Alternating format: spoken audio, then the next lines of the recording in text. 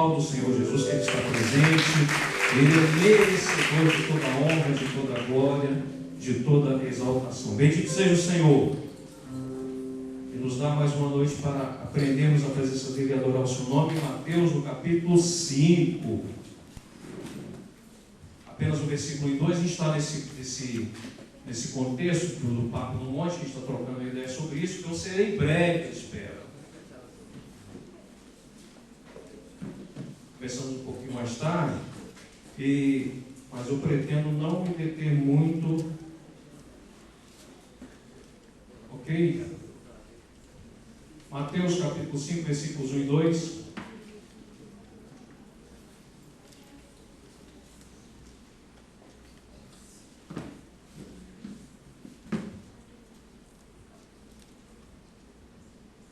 Ramon, você coloca aí por gentileza logo os primeiros slides. O primeiro slide que a gente vai passando, a gente vai caminhando aqui na palavra e vai passando os slides. Todos acharam? Amém? Mateus capítulo 5, Mateus 5, versículo 1 e 2. Tá bom, gente? Vendo Jesus as multidões, subiu ao monte. E como se assentasse, aproximaram-se os seus discípulos.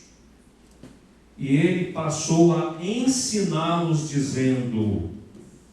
Vendo então Jesus as multidões, ele subiu ao monte. E como se assentasse, aproximaram-se os seus discípulos. E ele passou a...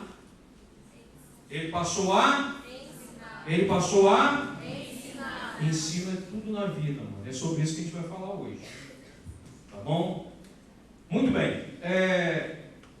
Quando nós falamos aqui, se nós estamos com essa série de Papo no Monte, quando nós falamos de monte, quando nós falamos do sermão das bem-aventuranças, Jesus ele se coloca nesse monte que está de frente para o mar de Tiberíades, ou para o mar da Galileia. Ele não escolhe esse lugar por acaso. A gente vai ver aqui algumas coisas sobre isso. Pode passar. Aí, Sermão da Montanha, aprendendo com o mestre, é o nosso tema dessa série. Pode passar, Ramon. E aí a gente vai vendo aqui algumas coisas que Jesus fez e por que ele estava com essa turma ali em volta dele. Eu coloquei aí alguns pensamentos do Roberto Roden, por exemplo, que é um filósofo, disse: o Sermão da Montanha, ele é o Evangelho resumido, é a alma do Evangelho, é a essência do cristianismo. Nas palavras de Mahatma Gandhi, que é um ativista indiano, um advogado pacifista, ele diz o seguinte: o Sermão da Montanha é a mais bela página da humanidade. Por si só, ele prescreveria, preservaria os patrimônios espirituais humanos, ainda que se perdessem os livros sagrados de todas as religiões. Tamanha importância desse ensinamento de Jesus aqui. A Joana de Anjos, que é uma escritora, diz: o Sermão da Montanha é a carta magna, é a carta mãe dos direitos humanos. O Sermão da Montanha é a plataforma de Deus, nas palavras aqui do Humberto de Campos. Então, veja que o tamanho da importância desse ensino que Jesus traz no início do ministério dele. Pode passar. O que acontece? Ele inicia o ministério, ele inicia o seu ministério com um grupo pequeno, um grupo de discípulos. Ele vai arrebanhando, ele vai passando, antes de chegar no monte, antes de escolher esse lugar, ele vai arrebanhando pessoas. Então o que acontece? Para alguém caminhar comigo, por exemplo, tem que se adequar, tem que se adaptar aos meus valores. Por exemplo, eu ando debaixo de uma autoridade da Igreja Evangélica Vida. A palavra de Deus, mas com os valores da igreja. Então, quando eu me propus a andar debaixo da autoridade espiritual da Igreja Evangélica Vida, o que acontece? Eu estou me submetendo aos valores. Eu estou me submetendo aos valores da Bíblia, a palavra de Deus, e há valores que a minha igreja preserva, que a minha igreja entende serem corretos. Ok? Então, Jesus está chamando um grupo para andar com ele, ele quer dar consciência a esse grupo, para caminhar com ele. É o que nós precisamos ter na caminhada cristã. Não adianta você querer caminhar com Cristo se você não aceita os valores dele. Vamos falar muito sobre isso hoje. Não adianta você querer caminhar com Cristo se você quer ter uma vida, ficar cocheando, como diz o profeta Elias, entre dois caminhos. Você ficar dividido entre duas coisas, entre duas situações, servindo a dois senhores. O texto de Mateus diz: você vai agradar um e vai desagradar o outro. Tá? Então, não é assim que acontece. Ele escolhe esse monte porque monte é um lugar que tem muito destaque em Israel. Em toda a trajetória bíblica, em toda a trajetória de Israel, vocês sabem, nos diversos montes. Então vários acontecimentos religiosos se deram nos montes, em Israel, na Jordânia, não só Israel, mas na Jordânia também no Egito. Pode passar. Então, primeira coisa que a gente vai ver aqui hoje: o monte é um lugar de sacrifício. Jesus escolhe não por acaso um lugar alto, elevado para falar. Ele queria se destacar, ele precisava do destaque para a multidão vê-lo. Mas monte é um lugar de sacrifício. Acho que todos se lembram desse texto em que Deus diz a Abraão: toma agora o teu filho, teu único filho Isaque, aquele que você ama, leva à terra de Moriá, o monte de Moriá, e ali o oferece em holocausto sobre uma das montanhas que eu te darei. Próximo. Então, monte é lugar de sacrifício, é lugar de entrega. Monte também é lugar de edificação. Foi também no Moriá que o rei Salomão construiu o templo de Deus. Tá? O templo foi construído no Moriá. Começou Salomão a edificar a casa do Senhor em Jerusalém, no Monte Moriá, onde o Senhor aparecera a Davi, seu pai, no lugar que tinha preparado na ilha de Ornã, os jebuseus, segundo Crônicas 3:1. Então, o monte é lugar de sacrifício, de entrega, e é lugar de edificação. O monte também é um lugar das revelações de Deus.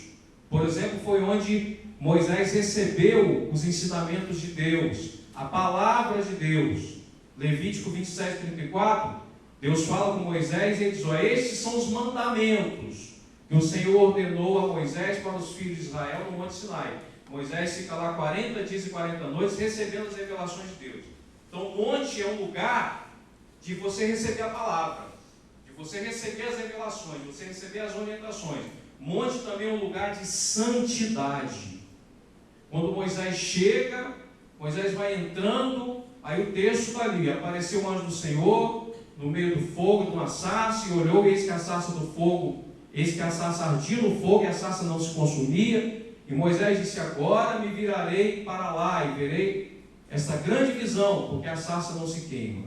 E vendo o Senhor que se virava para ver, bradou a ele do meio da sarça, dizendo, e respondeu: eis-me aqui. Então ele diz: não te chegues para cá, tira o sapato dos seus pés, porque o lugar em que você está é terra santa. Então, o monte também é lugar de santidade. Vai ao próximo. Monte é lugar de oração. Lugar de oração. Elias estava no Monte Carmelo. Sucedeu que no momento de ser oferecido o sacrifício da tarde, sacrifício é culto. Ele se aproximou e disse: ó Senhor Deus de Abraão, Isaque e Israel, manifeste hoje que tu és Deus e que eu sou teu servo, que conforme a tua palavra fiz todas essas coisas. Então caiu fogo do céu, e o fogo consumiu o holocausto, a lenha, as pedras, o pó, e lambeu a água que estava ainda no regaço. Ok? 1 Reis 18:36. Pode passar. Então, momentos que antecederam essa pregação para a gente se localizar na linha do tempo. Segundo Dionísio, Jesus não nasce no ano 0, ele nasce no ano 6 antes de Cristo. Antes do ano 0, ele nasce. Com 12 anos ele está no templo. Pode passar. Com 12 anos ele está no templo. Aos 30 anos, ou seja, no ano 24, ele é batizado. Depois ele inicia ele é levado ao monte, onde ele é ao deserto, onde ele é tentado, e aí depois ele começa, então, o ministério dele mais adiante. Aí ele convoca os seus discípulos, passa junto ao mar da Galileia, Pedro, André e Tiago estão lá, André vê, depois chama Pedro, e aí começa. Acontece o primeiro milagre da pesca maravilhosa, pode passar. São acontecimentos que antecedem o texto que nós lemos aqui. Ele vai a Caná da Galileia, o texto muito conhecido em João 2, que ele vai a Caná da Galileia, num casamento, que ele é convidado, e ali, junto com seus discípulos, estava também a mãe dele, ele transforma a água em vinho. Ok? Então ele começa a anunciar as pregações, anunciar as boas notícias, proclamar a libertação aos cativos, né? Começa a restaurar a vida à vista dos cegos, pôr em liberdade os oprimidos, tudo que Isaías havia profetizado acerca dele. Pode passar. Então ele cura, aí o texto diz lá que ele cura, a multidão chega até ele e ele cura todas as enfermidades da multidão. Pode passar. E aí finalmente ele está no Monte das Bem-aventuranças. Tá? Esse é o local onde ele está falando para o povo ali nessa ilustração. Pode passar. Então antes, pode adiantar. Então nós vamos ver aqui quem eram as pessoas que ouviram Jesus na montanha. Quem eram as pessoas? Primeiro, tinha um grupo lá daqueles que não foram para ouvi-lo. Acho que está cortando um pouquinho. Então tinha um grupo daqueles que estavam interessados em só ver, é aquela turma do oba-oba, aquela turma, eu vou lá para ver o que está acontecendo, eu vou lá para, porque é legal, tem um grupo grande que está andando com ele, tem um grupo grande que está indo, e eu estou gostando, é legal. Mas eles não estavam interessados na mensagem, mas tinha um grupo que foi para ouvi-lo. E teve um grupo mais próximo dele, que eram seus discípulos, que ele já havia chamado. Tá? Pode passar. Então essas eram as pessoas que estavam ali. Um grupo que estava meramente acompanhando, outro grupo interessado até em ouvir a mensagem, e os discípulos. Tá? O Sermão do Monte, nessa série de mensagens que estamos trazendo, nos traz esse desafio. Qual é a proposta de Jesus para nós? Né? O desafio é nos tornarmos cristãos. Sara disse aqui na ministração, o que é um cristão? O que é um cristão? A palavra Cristo, no grego, a tradução significa pequenos cristos. Um cristão é um pequeno Cristo, é um seguidor de Cristo, ou seja, ele reproduz a mensagem de Cristo. Então, se a pessoa olha para mim, se a pessoa olha para o Odilon, olha para o Lucas, olha para a Débora, então, na minha atitude, na minha postura, eu tenho que refletir quem? Cristo. Cristo. Se eu sou seguidor de Cristo, então a minha postura reflete a pessoa de Jesus Cristo. Não é isso? Então, porque eu sou imitador, né? Eu reflito aquilo que Jesus faz na minha vida. Então, as propostas de Jesus me interessam ou não? Eu estou interessado ou não? Eu quero mudança de vida ou não? As soluções que Jesus apresenta para a minha vida são convenientes para mim ou não? É o confronto. Ele está ensinando uma série de coisas aqui nas bem-aventuranças que confrontam diretamente, mais abaixo a gente vai ler os textos, que confrontam diretamente a nossa conduta. Ele está ensinando um povo, na verdade, Jesus ele faz um grande favor para o povo. Por quê? Para nós. Porque na lei haviam 613 itens que não podiam ser quebrados.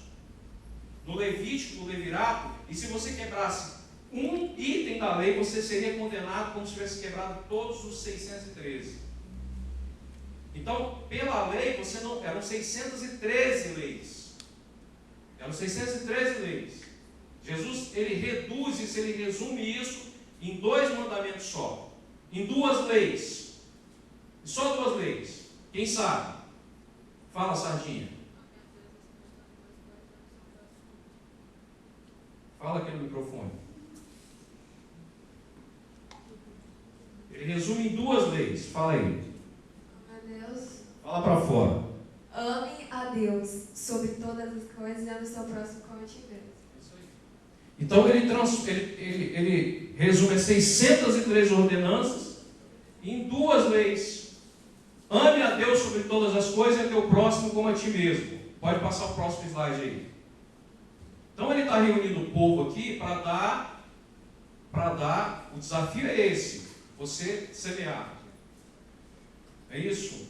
O desafio é esse.